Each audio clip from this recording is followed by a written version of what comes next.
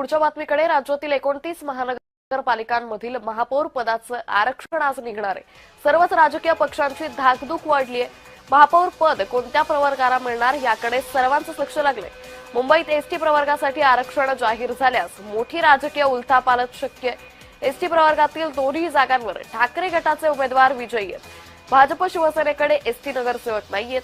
महापौर पदाच्या गणितात आरक्षण सोडत ही निर्णायक निघणार आहे। या संदर्भात पुन्हा एकदा जाऊयात आमचे प्रतिनिधी महेंद्र जोईल यांच्याकडे।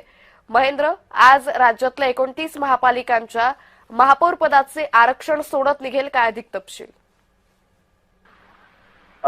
आज जे ते राज्यातील 29 महानगरपालिकांच्या या सगळ्या संदर्भात आरक्षण सोडत निघणार आहे आणि मंत्रालयातही आरक्षण सोडत असणार आहे।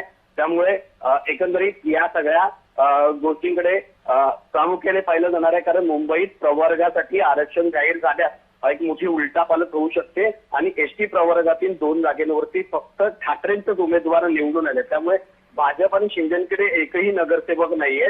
त्यामुळे महापौर पदाच्या या गणितात आरक्षण निर्णायक असणार आहे। त्यामुळे आज या आरक्षणाकडे जे ते सगळ्या राजकीय पक्षांचं लक्ष लागून राहिलेलं आहे। महेंद्र, साधारण किती वाजता ही आरक्षण सोडत निघेल?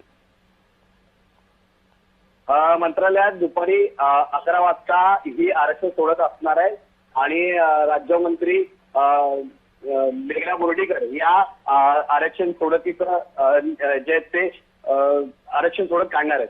निश्चित। धन्यवाद महेंद्र, आपण दिलेल्या